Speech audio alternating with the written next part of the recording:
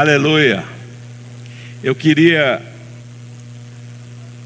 ler exatamente em Efésios capítulo 3, versículo 20 e 21. Efésios 3, 20 e 21. Vocês podem ler para mim? Vamos lá. Aquele... Não está muito bonito não, tá? Vamos dar uma melhorada aqui, vamos dar uma ensaiada aqui. Vamos lá. Aquele...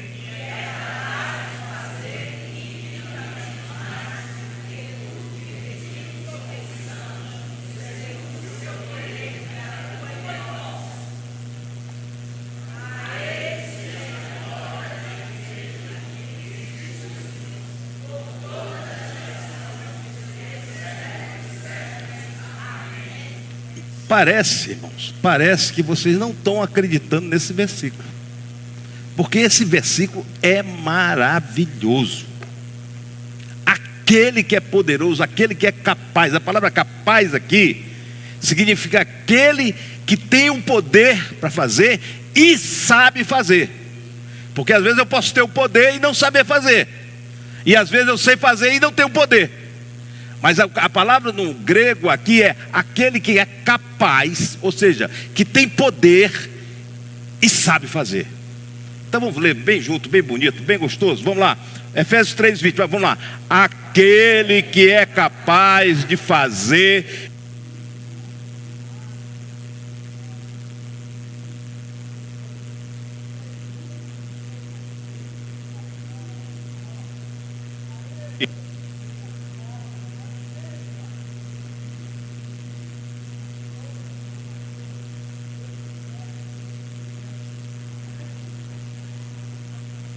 Ele merece. Aleluia. Ele merece. Queridos, normalmente Paulo, quando estruturava a sua carta, a dinâmica da carta, ele sempre no meio, quando ele fazia aquela primeira parte, normalmente as cartas de Paulo, elas têm uma primeira parte doutrinária, e depois tem uma outra parte que é mais prática, onde Paulo vai aplicar a doutrina. Normalmente entre esse meio, entre essa mudança, ou ele faz uma oração, ou ele faz um louvor. Por exemplo, lá em Romanos 11:33, olha como ele termina o capítulo 11. Nós sabemos que até o capítulo 11 de Romanos é toda uma doutrina teológica, um fundamento. Ele diz aí ele coloca aqui, ele faz um louvor. Ó profundidade da riqueza da sabedoria e do conhecimento de Deus, quão insondáveis são os seus juízos e inescrutáveis os seus caminhos. E aí vai. Então, o que Paulo está fazendo aqui no capítulo 3 é exatamente repetindo. Ele está fechando toda uma parte teológica, e ele vai começar agora no capítulo 4 a prática. Tanto que ele vai começar o 4 chamando a gente para que a gente cumpra a nossa vocação, para que a gente ande na unidade do Espírito. Aí ele vai descrever, daqui a pouco ele descreve todos os relacionamentos que tem, não é? Ele vai fechar, e fecha o capítulo 6 dizendo que a nossa luta não é contra carne nem sangue, mas a nossa luta é com potestades, principados nos lugares celestiais. Essa é uma igreja que está na cidade de Éfeso. Essa cidade de Éfeso é a segunda maior cidade do Império Romano.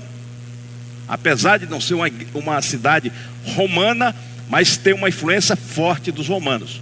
É uma igreja que está numa cidade grande, onde existe toda uma convergência de poder. Por exemplo, existe um poder muito forte de Roma, o poder político de Roma. E pasme, quem era o imperador exatamente quando Paulo escreveu essa carta, que estava preso, era o Nero. Não era boa pinta o cara. Era um sujeito maldoso, terrível, cruel. E durante quase 12 anos ele foi imperador de Roma. Era um sujeito sádico. Era um sujeito terrível.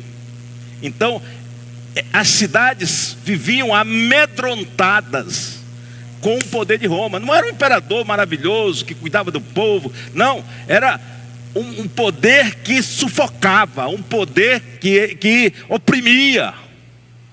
se não andasse segundo. E veja, nós estamos falando do imperador de Roma, desde Júlio César. Júlio César implantou a adoração ao imperador, se colocou como filho dos deuses. A partir daí, dessa geração, era entendido como o imperador de Roma como um filho de Deus. E ai daquele que não adorasse, ai daquele que se prostrasse. E é nessa situação que essa igreja vai iniciar. A igreja se inicia nessa cultura do medo, e não somente do medo de Roma, mas a própria cidade era dominada pelo medo espiritual. Havia medo. Havia em Éfeso uma escola de magos. Você fazia ali a graduação, você fazia o mestrado, o doutorado em ocultismo. Era uma cidade que vivia sob essa égide do poder espiritual. E isso fazia parte da cultura deles.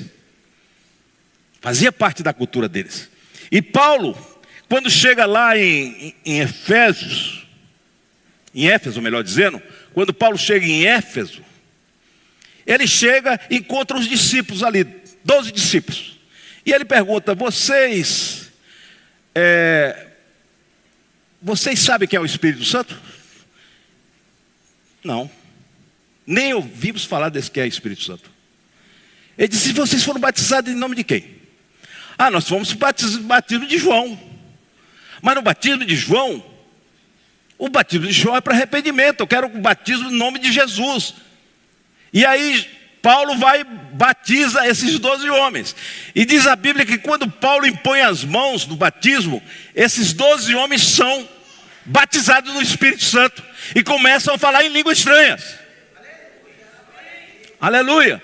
Veja, é o poder de Deus que começa a se manifestar, porque aquela cidade, ela estava sob a égide do poder espiritual do ocultismo. E agora começa a luz brilhar naquela cidade. E aí o que acontece? Paulo vai, a Bíblia diz que há muitos milagres extraordinários. Veja lá o que diz, capítulo 19, versículo 11 e 12 de Atos dos Apóstolos. Atos dos Apóstolos, que está lá narrada a história. Atos dos Apóstolos, capítulo 19, 11 e 12. Assim a palavra do Senhor volta para você, tão rápido. Deus fazia milagres, o que, irmãos? Deus fazia milagres extraordinários por meio de Paulo. O que acontecia? De modo que até os lenços e aventais que Paulo usava eram levados e colocados sobre os enfermos. Estes eram curados das suas doenças, e os espíritos malignos saíam deles. Parece que aquela cidade fez uma espécie de conferência de espírito maligno. Tinha muito espírito maligno ali. Aliás, era muito invocado o espírito maligno ali. Era muito invocado. Então essa cidade era uma cidade que estava sobre a égide desses espíritos malignos. E assim, os espíritos malignos saíam deles, não foram poucos. E o caso mais pitoresco que houve foi um tal de os filhos de Cefas. Cefas era um dos sacerdotes, era um dos chefes sacerdotes da sinagoga. E os filhos de Cefas, vendo que aqui estava acontecendo todo esse mundo espiritual, né? Eles acharam que também tinham poder. E eles adentraram numa casa e tinham um endemoniado lá. E eles acharam e disseram assim: olha, em nome de Jesus, a quem Paulo prega, eu mando que saia. E o demônio olhou para ele e disse: eu conheço Jesus, e eu sei quem é Paulo. E vocês, quem são? Eram 7. E vocês, quem são? Mas a coisa não ficou nesse bate-boca, não. O endemoniado partiu para o MMA em cima desses 7.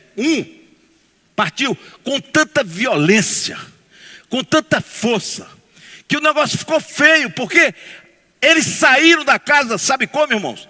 Nus, e todos feridos. Tal foi o pau que quebrou dentro da casa. Imagina aquilo para a cidade. E essa situação viralizou rapidamente. Rapidamente, não tinha internet, não tinha YouTube, não tinha nada, ninguém filmou, ninguém ficou nenhuma, mas rapidamente viralizou. E quando viralizou, a coisa ficou muito boa para Deus. Olha o que diz o versículo 14 a 16. Os que faziam isso eram os 7 filhos de Seba, um dos chefes das sacerdotes dos judeus. Um dia o espírito maligno lhe respondeu: conheço Jesus e sei quem é Paulo, mas vocês quem são? Então o endemoniado saltou sobre eles, os dominou, espancando com tamanha violência. Foi um vale tudo, viu? Um vale tudo. Com tamanha violência que eles fugiram da casa de... Como é que eles fugiram? Nus e feridos. Imagina essa cena. 7 homens correndo de uma casa nu, todo ferido.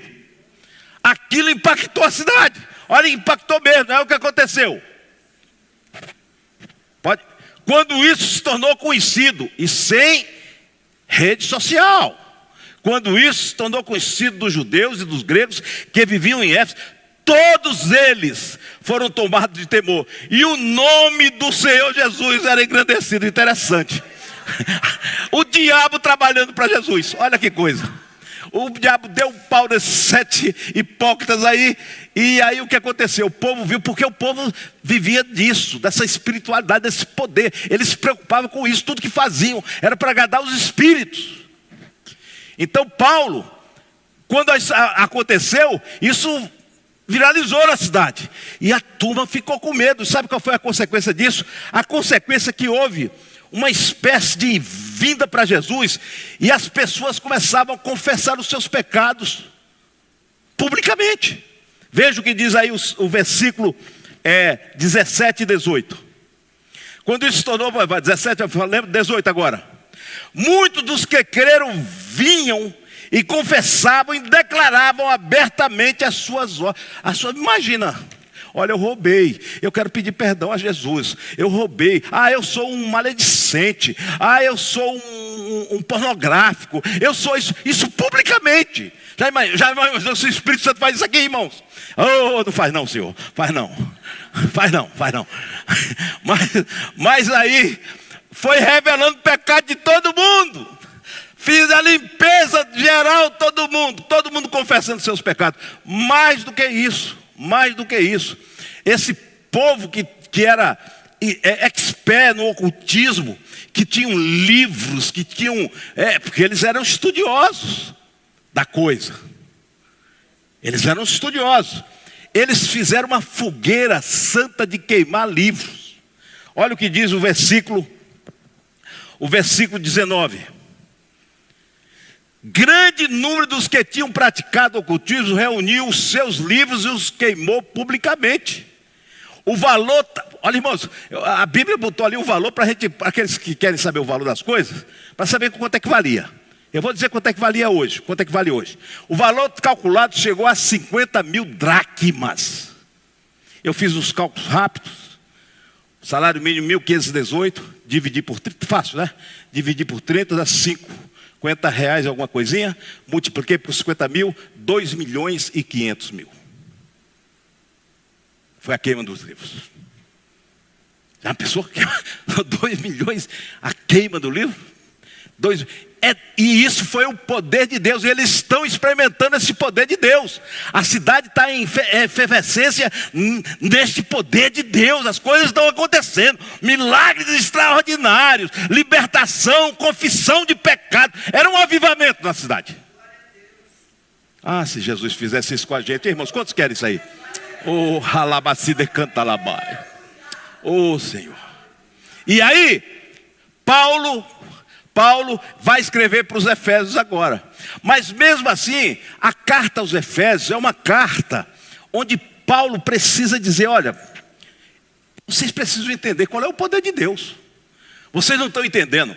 Não é que Deus, que Jesus, está num ringue com o diabo, com os espíritos malignos, e ora, Jesus acerta um, ora, o espírito acerta outro, Jesus cai, aí conta 1, 2, 3, Jesus levanta novamente.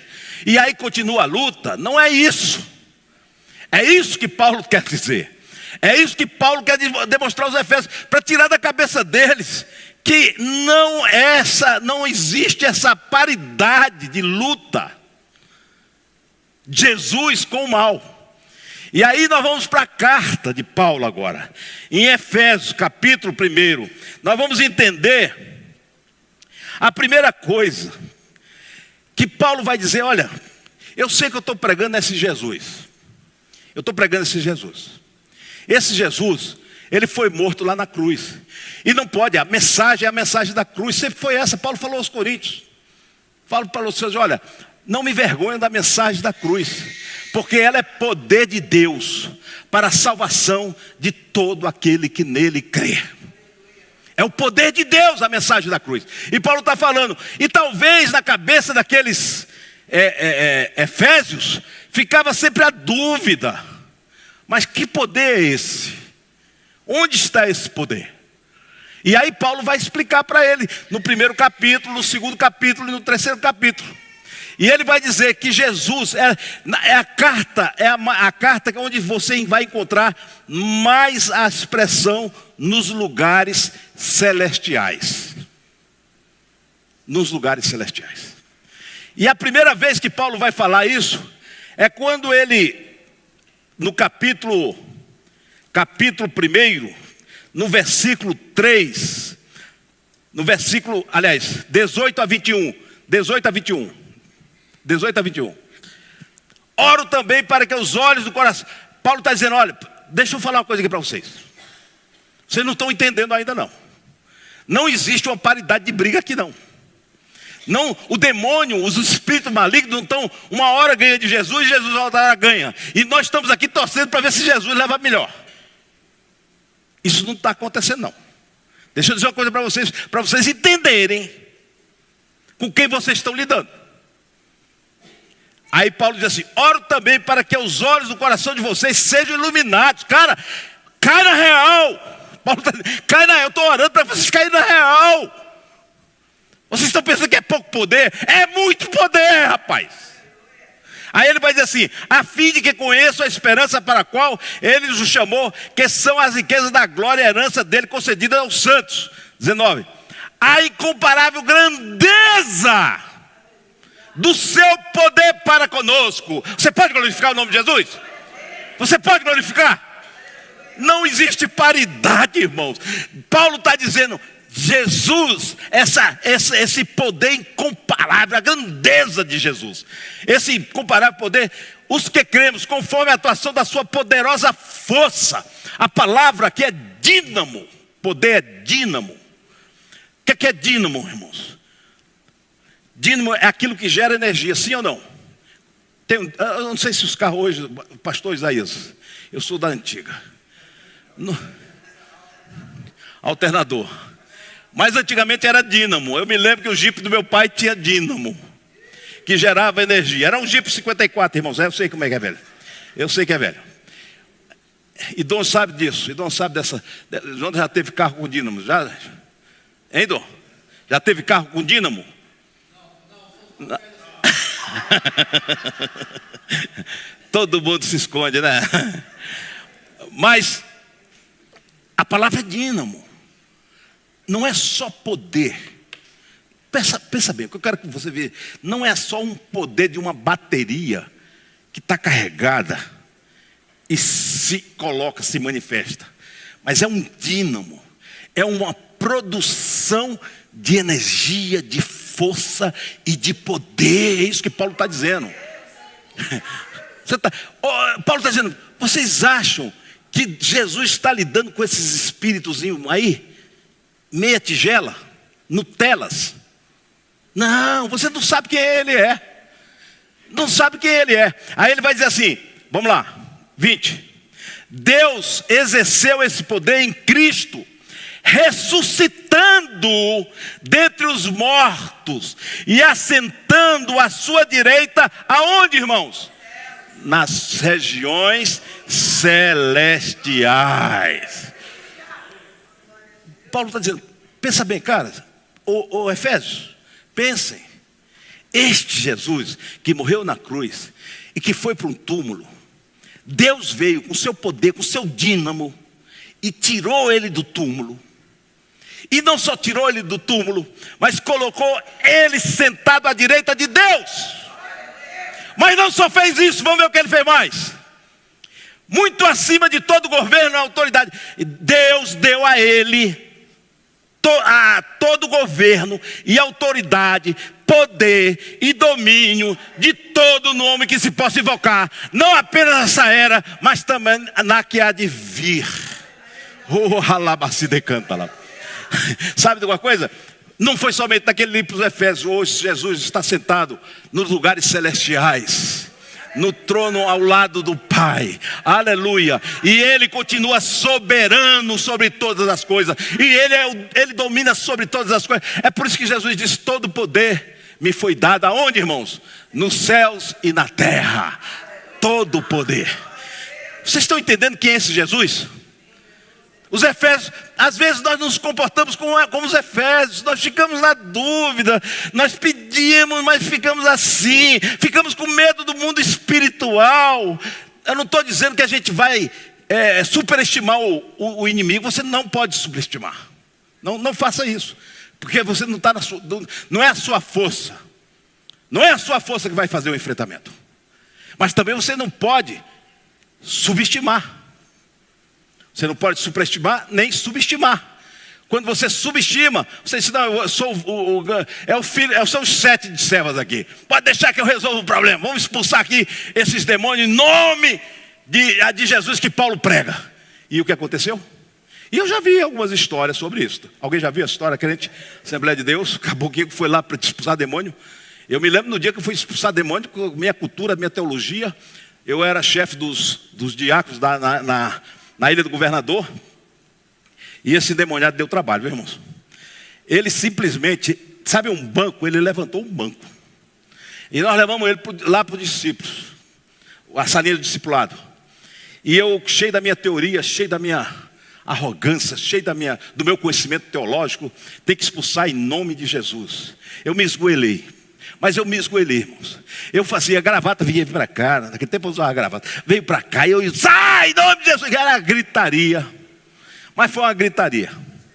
Aí chegou um diácono. Até hoje eu me lembro. Simplesmente, sabe aquela gravatinha surrada? Aquele paletozinho bem surradinho. Sabe? Chegou bem assim, disse assim: irmão Botelho, pode me dar licença? Aí eu disse... Eu estava doido que ele chegasse. Eu disse: por favor, irmão. Ele ajoelhou aqui e o caboclo puxando lá, e ele disse assim: você está amarrado em nome de Jesus. Simplesmente aquela pessoa se esticou e endureceu totalmente. E ele disse: agora sai em nome de Jesus. E saiu. O cara levantou-se, bom, atordoado, sem saber onde é que estava. Eu digo: tá. Então, não subestime, nem superestime. Você está no poder de Deus, na confiança. Agora a gente não pode fazer do poder de Deus pequeno, irmãos. Os Efésios estavam ali naquela dúvida. Aqui, será que Jesus é isso? Ou será que os espíritos são assim? Porque essa era a mentalidade da cidade, essa era a cultura da cidade. E a igreja de Éfeso era uma igreja mista. Boa parte era judeu e boa parte eram gregos, eram gentios. E Jesus está falando, Paulo está falando para eles: olha, invocar não apenas nessa era, mas também a que vir, muito acima de todo governo e autoridade. Veja o que diz o 22. 22. Deus colocou todas as coisas. Aonde Deus colocou todas as coisas, irmão? Diga aí. Aonde, irmãos? Aonde? De quem? Debaixo do pé de quem, irmãos? De Jesus. E o designou cabeça de todas as coisas para a igreja. Você pode glorificar Jesus? Aleluia. Então, a primeira lição que Paulo dá para eles é o seguinte: vocês precisam conhecer Jesus. Vocês precisam saber quem é esse sujeito. Vocês precisam saber quem é. Ele tem poder sobre todas as coisas. sobre todas as coisas. Oh, aleluia. Ele não está disputando espaço com o demônio. Onde ele chega, ele joga para fora. Ele afasta. Onde há a luz, as trevas se dissipam. Aleluia. O poder de Deus em Cristo Jesus. E é este Cristo que nós adoramos, sim ou não? Nós adoramos ou não adoramos? Oh, Halabassi decanta. Nós adoramos esse Jesus.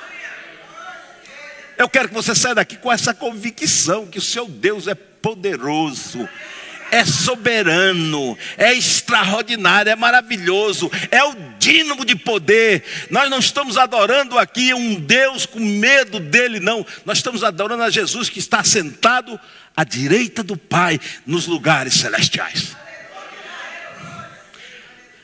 Aí os efésios ficaram pensando assim: vem cá, e a gente? E a gente? Porque ele está sentado lá. E nós? Onde é que estamos? Aí Paulo vai dizer: espera aí que tem coisa boa para vocês. Olha o que ele vai dizer no capítulo 2, versículo 6. Olha o que Paulo vai dizer. 2,6. Deus, o que é que ele fez? O mesmo poder do Espírito Santo que ressuscitou Jesus lá no túmulo e colocou nos lugares celestiais. Amém? Está à direita do Pai lá. Amém? E o que ele fez? Deus nos ressuscitou com Cristo e com ele nos assentou nas regiões celestiais em Cristo Jesus. Pessoal, eu fico com pena de crente que pensa que igreja é só isso aqui.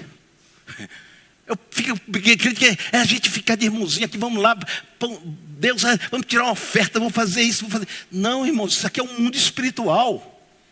Isso aqui tem uma dimensão. Olha, a carta dos Efésios é interessante, porque a carta dos Efésios, o primeiro capítulo, os 3 primeiros capítulos, ele mostra essa igreja no sentido vertical.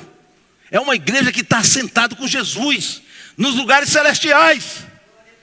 Agora deixa eu dizer uma coisa para você. Tem coisa melhor para a gente aí. Agora leia que está no capítulo 1, versículo 3. O que é que acontece? Lá nos lugares celestiais. Bendito seja Deus e Pai de nosso Senhor Jesus Cristo, que nos abençoou com todas as bênçãos espirituais nas regiões celestiais em Cristo Jesus. Aleluia! Você não é apenas um convidado para estar lá nas regiões celestiais. Você é um abençoado de Jesus nos lugares celestiais em Cristo Jesus, irmãos. Você pode glorificar o nome do Senhor? Isso aí era para a gente sair gritando daqui, cantando e louvando a Deus. Puxa vida, sabe por quê? Porque a situação da gente não era legal não, irmãos. A nossa situação não era legal. Isso no capítulo 6, se você for para o capítulo 2, versículo 6, se você for para o capítulo 2, versículo 1, 2 e 3, que eu gostaria de ir, só para a gente saber como a gente era peça ruim. A gente era peça ruim. Olha qual era o nosso estado. Vocês estavam o quê? Mortos nas suas transgressões e aonde? Nos seus pecados. Que mais? Nos quais costumavam viver quando seguiam padrões deste mundo e o príncipe do poder do ar. O que Paulo está dizendo, olha, Efésios, presta bem atenção. Presta atenção. Vocês realmente estavam debaixo do poder desses espíritos. Vocês estavam mortos em delitos e pecados. E vocês viviam e deviam ter medo mesmo. Porque vocês viviam debaixo da rege desses demônios, desses espíritos. Mas agora, Deus, pela sua misericórdia, ele vive o príncipe do poder do ar, o espírito que agora atua nos filhos das desobediências, mas agora veio esse Jesus, a quem vocês aceitaram, e o que aconteceu? Deus ressuscitou vocês, libertando a vida de vocês. Irmãos, Jesus não é para nos dar boa vida nesta terra, irmãos. A obra de Cristo na cruz é para nos libertar do poder das trevas, do pecado. Entende isso? O poder de Deus é para isso. Não é para satisfazer mimimi de crente. Ah, Senhor, me dá isso aqui, me dá aquilo. Deus abençoa de graça, porque Ele dá coisas boas para a gente. Mas não é esse o propósito de Deus. Eu fico impressionado como tem crente que, assim, tipo, é fé, né? Menino na fé. Pensa em Deus como um Deus idólatra. Onde eu vou buscar os benéficos, onde eu vou procurar proteção. Não, irmãos, Deus fez. Paulo está dizendo aos Efésios: olha, vocês não sabem o que Deus fez, cara. Vocês, olha, Deus começou com Jesus Cristo. Ele veio, morreu, foi crucificado, foi para o túmulo. E Deus veio e ressuscitou ele, colocou lá em cima. Mas ele não quis ficar só lá em cima. A todos que se aproximam dele, pelo sangue do Cordeiro, pelo sangue de Jesus, nós encontramos essa paz, e pela graça nós somos salvos, mediante a fé. E aí nós chegamos a Ele, e Ele nos transporta também para a sua luz, e nos coloca sentado com Ele, nos lugares celestiais. E não somente, eu imagino assim, ele chegar nos lugares celestiais, está lá, aí chega o Caio, né? Chega o Caio, aí aceitou Jesus. Vou pegar o Caio aqui. Aceitou Jesus, oh, chorou. Aí Jesus aqui pega ele, o Espírito Santo, ele bota nos lugares celestiais, e vem Jesus com a mão e diz assim: eu te abençoo com toda sorte de bênção espiritual, e nas trevas não estão mais na tua vida, quem domina a tua vida sou eu. Aleluia! Aleluia! Você não é escravo do pecado, você não é escravo de demônio, você não é escravo de espíritos, você é liberto pelo sangue do Cordeiro. Você está aqui para glorificar Ele, para adorá-lo, para reconhecê-lo. Aleluia! Oh, aleluia! Glorificado seja o nome do Senhor, glorificado seja o nome do Senhor. Mas tem mais. Paulo vai dizer: tem mais, tem mais. Paulo diz assim: agora, não é só isso não. Eu não vou fazer aqui uma produção, pegando gente para cá, gente para lá, gente para cá, gente para lá, e salvar, e botar nos lugares celestiais, e abençoar. Não, Paulo já disse que Deus tem outro plano. E ele chama esse plano de mistério. Mistério que não estava conhecido nem por as gerações passadas. E aí Paulo vai dizer no capítulo 3, olha o que Paulo diz no capítulo 3, no versículo 9 e 10. E esclarecerá toda a administração deste mistério. Paulo está dizendo: a mim foi revelado o mistério do que Deus estava fazendo. E ele diz que a administração desse mistério, que durante épocas foi mantido oculto em Deus, que criou todas as coisas. 10. A intenção dessa graça é que agora, por meio da igreja, a multiforme sabedoria de Deus se tornasse conhecida dos poderes e das autoridades nas regiões celestiais. Sabe qual é o mistério, irmãos? Israel, os profetas de Israel, eles viam que Deus ia mandar um Messias. E o profeta Isaías viu isso claramente.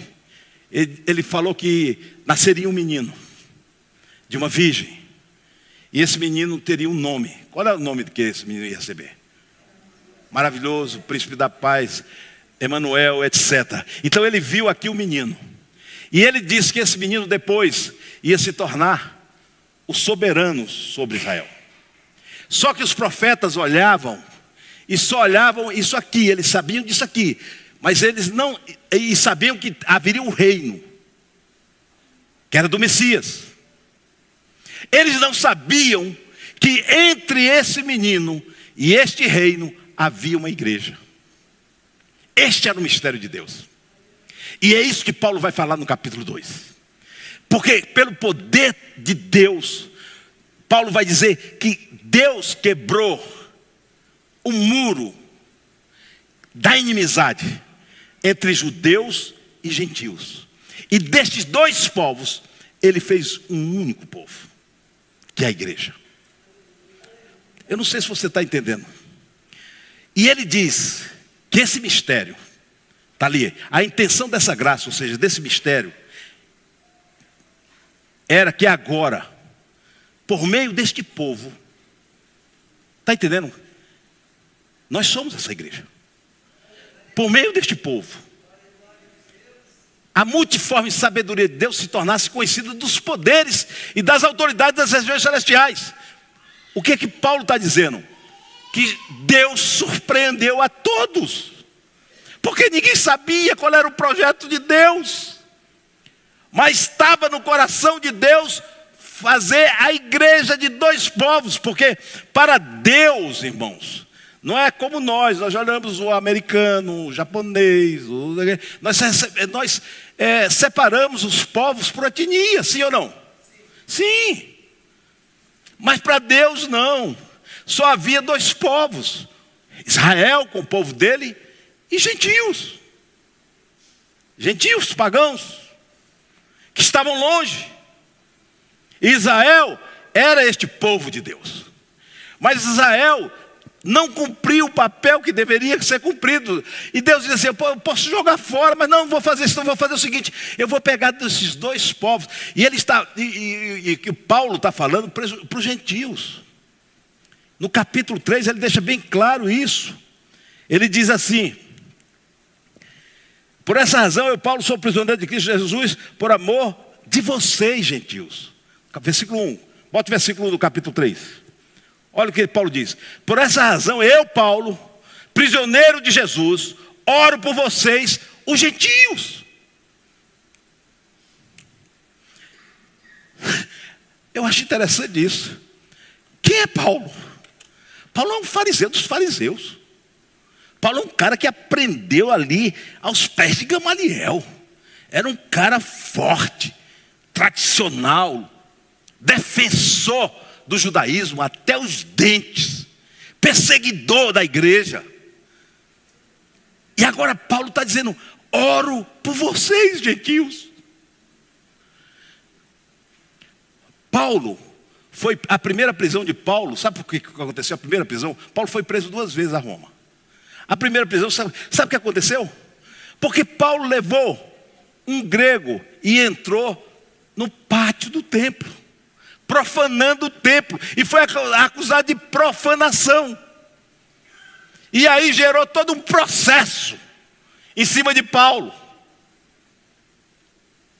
E agora Paulo olha para essas... Vocês estão entendendo essa visão que Deus muda de Paulo? Um homem que só via os judeus, só via Israel como o baluarte da manifestação do Deus vivo. Agora Paulo tem uma revelação de Deus, um mistério de Deus, que diz, não é só Israel, não é somente os gentios, destes dois povos, em Cristo, eu crio um novo povo para me adorar. E somos nós, irmãos. Somos nós. Eu fico pensando assim, porque às vezes a gente pensa de igreja como uma coisa que a gente acha que a igreja é uma coisinha do nada, sabe? Faz uma reuniãozinha aí, uma comunidadezinha, vem a igreja, se junta aí. Não, irmãos, Deus espera que essa igreja, volta ao versículo lá que eu coloquei. Não, o versículo 3 é o versículo 9 e 10, versículo 10. O que Paulo está dizendo é que nessa igreja, em Cristo, nessa junção de dois povos, ok? Deus manifesta a sua multiforme sabedoria. A sua multiforme sabedoria. Então, o que é que nós temos que fazer aqui nessa terra, irmãos? Está aí escrito. Manifestar a multiforme sabedoria de Deus. Amém? Agora deixa eu dizer uma coisa para a gente fechar o capítulo 3. Eu e você, Paulo está dizendo assim, olha, Ele é soberano, Ele tem poder, Ele é sobre todas as coisas, tem um domínio, tem tudo isso aqui. E eu e você podemos pensar assim como igreja. Então nós vamos mandar. Ai de quem desobedecer. Ai de quem fizer isso. E Paulo vai dizer que a sabedoria de Deus não é o poder em si. Não é exercer o poder em si, segundo o mundo. Não é fazer que as pessoas sejam oprimidas. Não, isso não é o poder de Deus. Porque essa sabedoria de Deus é porque Deus se manifesta em nossas fraquezas. O que Paulo diz: quando eu estou fraco, quando eu estou poderoso, quando eu estou bem, eu sou fraco. Mas quando eu sou fraco, eu sou forte. E Paulo vai escrever aos Coríntios que essa manifestação da graça, da sabedoria de Deus, não se manifesta no poder segundo este mundo. Porque os efésios já entenderam, já disseram: peraí, nós estamos servindo a um sujeito, Deus maravilhoso, é Jesus, está soberano, está em cima. E agora nós vamos destruir. Agora nós vamos fazer, porque nós somos a igreja, agora vamos desafiar. Sabe, me faz lembrar, quem assistiu aquele filme, O Todo-Poderoso? O primeiro. O Todo-Poderoso é o Jim Kelly, né? Tem um momento que Deus dá o poder para ele sai fazendo tudo que ele quer fazer, do jeito do ego dele. Até que ele aprende que não é daquele jeito. Que o poder de Deus não é para o seu próprio benefício. Que o poder de Deus não é para o seu próprio ego. E Paulo vai ensinar a igreja agora. Essa igreja que faz parte desse plano, desse mistério de Deus que somos nós. Como é que essa igreja tem que ser?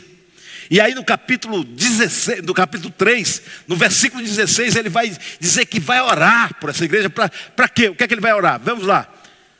Oro para que, segundo as riquezas da sua glória, Ele os fortaleça poderosamente no íntimo por meio do seu Espírito. A primeira coisa que Paulo diz assim: peraí. A pergunta de Paulo lá para aqueles 12 homens: vocês conhecem o Espírito Santo? Não conhecemos. Sabe, às vezes, Deus está perguntando para a gente, Jesus está perguntando: vocês conhecem o Espírito Santo? Porque a gente tenta viver sem Ele. Sim ou não? Vamos ser sinceros. A gente quer levar a nossa vida sem o Espírito Santo. Principalmente quando o Espírito Santo vai fazer da gente alguma coisa que a gente não gosta. Quando vai colocar a gente numa situação que a gente não deseja. Agora, se for para me beneficiar, para me botar num cargo aqui, para fazer aquilo outro, me dar o dinheiro, receber a causa, Espírito Santo, estou contigo e não abro. Mas se o Espírito Santo dizer: Isaías, eu quero te transformar de glória em glória na imagem de Cristo. Mas Isaías, se você acha que vai ser um bom, legal, não vai ter, não, vai ser incômodo. Vai ter incômodo, vai ter luta, vai ter tristeza, vai ter choro, mas vai ter alegria, vai ter vitória. Saiba disso, o Espírito vai fazer. Amém, irmãos? Amém?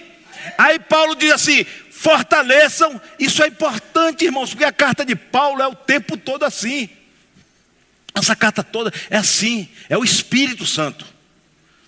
Quando ele diz assim, Paulo diz lá no capítulo 5, diz assim: não vos embriagueis com vinho, mas enchei-vos do Espírito. O que Paulo estava dizendo ali? Não é que ele era contra o vinho, não era isso.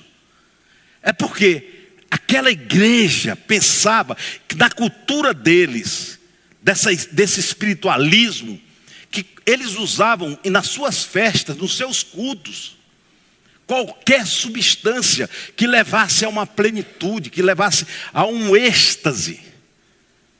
Era costume deles. E o álcool, o vinho, fazia parte dessas substâncias nos cultos deles. E esses sujeitos aceitaram Jesus e vieram para dentro da igreja. E Paulo diz assim: olha, não é por aí não, meu amigo. O vinho não vai te levar a lugar nenhum não. Você precisa se encher do Espírito de Deus. Você precisa dar lugar ao Espírito de Deus. Você precisa ser fortalecido no Espírito de Deus. Porque senão você vai sucumbir. Aí vai sucumbir mesmo. Vai virar, vai entrar no MMA com o demônio. E vai levar uma surra.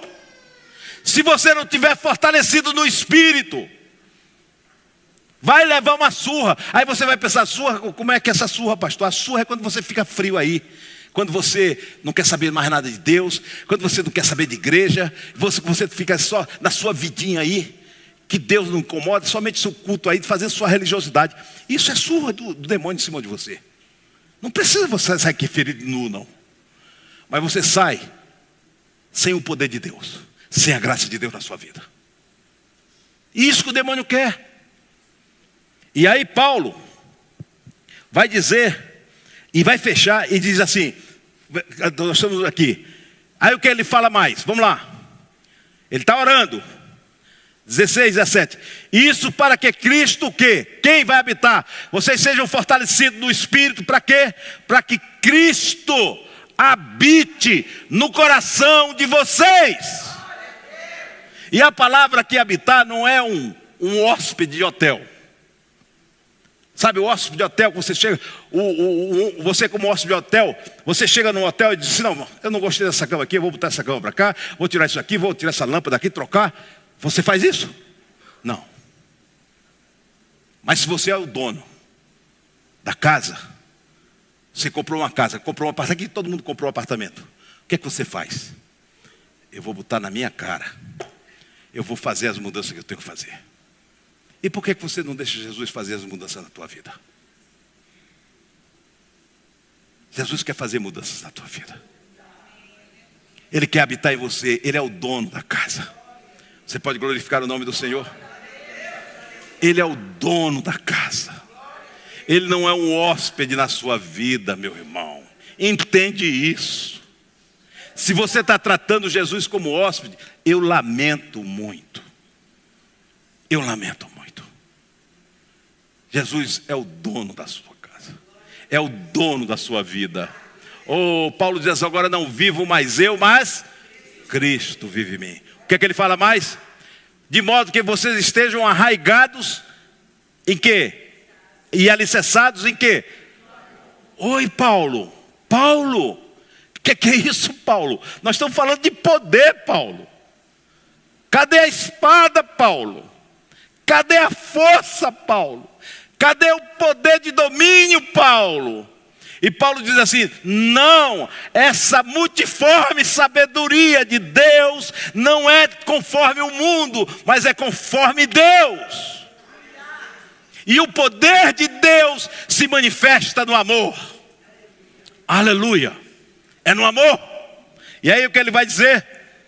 Assim vocês perceberão com todos os santos. É igreja, irmãos, igreja, está vendo? É igreja, não é? Você perceberá na sua casa.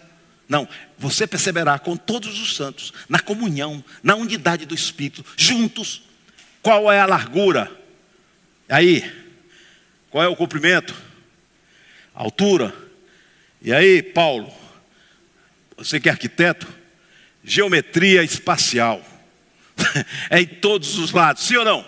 Sim, é Deus dizendo em todos os lados, este amor tem que se manifestar. Aleluia. Que mais? E conhecerão esse amor que excede todo conhecimento, para que sejam cheios de quê? Da plenitude de Deus. Não é o núcleo de convivência plenitude, não. É da plenitude de Deus. Qual era o sentido dos Efésios? O que eles queriam? Eles queriam agradar os espíritos, negociar com os espíritos, para ter a plenitude da espiritualidade. Era isso que eles queriam. No mundo pagão deles. E aí Paulo diz assim, olha, Deus nos dá acesso. Os caras ficavam olhando assim, como esse Deus é tão poderoso e dá acesso desse jeito? Por quê? Porque para os Efésios, o julgar, né, o estar ali como é que se diz? Para ter acesso aos espíritos, havia todo um ritual, havia todo um procedimento, toda uma forma de agradar e se achegar aos espíritos. Aí Paulo diz assim: não, agora vocês podem chegar a Ele, a livre o acesso para Ele. E o escritor dos Hebreus diz isso, não é verdade?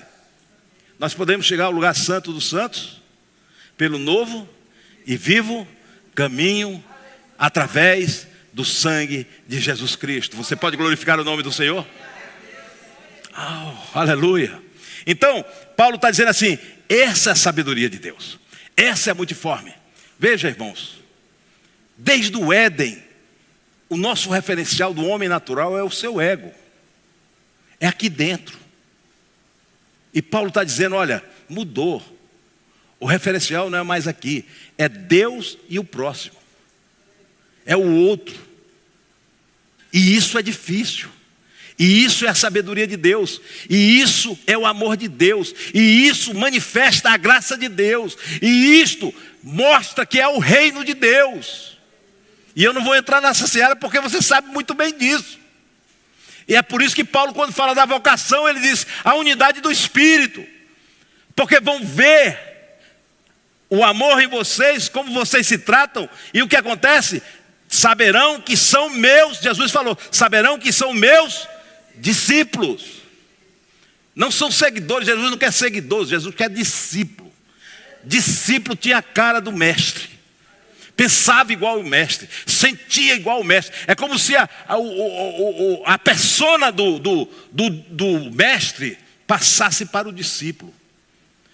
Quando diz Paulo tinha a cara de Gamaliel, aprendeu os pés de Gamaliel, era a influência de Gamaliel. Nós somos discípulos, Deus tem que ter influência na nossa vida, o Espírito tem que ter influência na nossa vida. E para terminar, os lugares celestiais, nós vamos lá para o capítulo 6, aí Paulo vai lá no capítulo 6 terminando, aí ele vai falar das relações todas, e no capítulo 6 ele termina dizendo o quê? Olha o que ele diz lá no Efésios capítulo 6, versículo 10 a 12. Ele está terminando a carta, finalmente. Não é isso que ele está fazendo? Finalmente, não é assim que ele termina a carta? Finalmente, sejam fortalecidos no Senhor e na força do seu poder. Irmãos, sem o Espírito Santo nós não somos nada. Cultive a presença do Espírito, não resista. Paulo vai dizer, não resista ao Espírito. Se encha do Espírito, se fortaleça do Espírito. E na força do seu poder, para quê? Vistos de toda a armadura de Deus para poderem ficarem firmes. Contra quem, irmãos? Contra a coisa mais estratégica do demônio é fazer com que a gente subestime a ação dele. A gente acha, não é que eu vou ver demônio em tudo debaixo da cama, irmão, não estou falando isso. Eu estou falando que a gente tem que ser esperto. A gente tem que discernir espíritos. Crente tem que discernir o espírito que está operando. Nem tudo que vem com coisa boa é bom. Como é que a gente chama quando vai dar um cachorro? Como é que chama? Dá um... Não petisco, dá um nomezinho que a gente diz. O veneno, bota isso, uma isca, tem um nomezinho. Hein? É da armadilha, mas é isca. Mas quando você vai... Quando o sujeito quer matar um cachorro brabo, não sei o que, na casa do vizinho, alguma coisa, e o que é que ele joga? Hein? Chobim? Não, esse é novo. Esse chobim eu não conheço. Mas tem o nome. Engodo, isca, agora se fugiu. O que é que você faz? O que é que você faz? Você chega lá e diz assim, bota um veneno. Não. Você vai colocar um pedaço de carne saboroso. Você coloca o veneno e faz o chamado. E aquele cachorro vem e morde aquela isca e morre. Muitas vezes, irmãos, as coisas que a gente pensa que vem de Deus, vem para a nossa destruição espiritual. E a gente precisa discernir isso. Porque a nossa luta, aí Paulo vai dizer, porque a nossa luta, vamos lá, continua, 12. Pois a nossa luta, leia para mim aí, pois nossa luta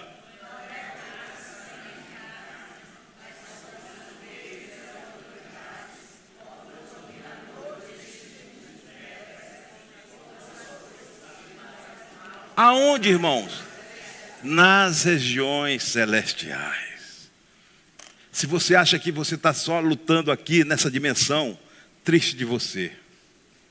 Você não está só lutando nessa dimensão. Existe uma dimensão muito maior, muito mais poderosa, que são as potestades, são as forças espirituais, são os dominadores desse mundo de trevas. Imagina, a igreja tem que enfrentar isso. Nós temos que enfrentar isso, irmão. Eu não estou dizendo que você vai ver diabo o tempo todo na sua cara, na sua frente. Ai, e com medo. Não estou causando medo. Eu estou pensando que você está em Cristo. Você está na graça de Deus, no amor de Deus. E Deus te protege, Deus te guarda. E você se fortalece no Espírito. E cada vez que você se fortalece mais no Espírito, o que acontece? Mais você se submete a Deus. E o diabo foge de você. Foge da sua família. Foge do seu trabalho. Ele perde, não por você, mas porque o Espírito habita em você. Para finalizar, não sei que poder está agindo na sua vida hoje aqui.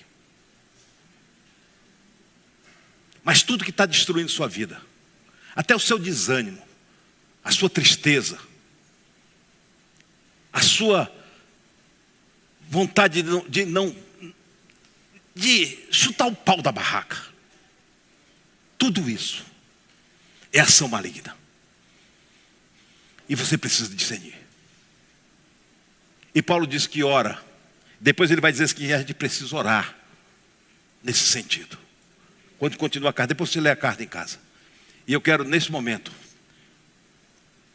diante de tudo que eu falei aqui, porque Paulo está escrevendo para os Efésios, mas o Espírito Santo está escrevendo essa carta para mim e para você. Ele está dizendo, Jesus continua no trono. Ele é soberano. Ele tem um domínio. Ele tem um poder. A graça está sobre ele.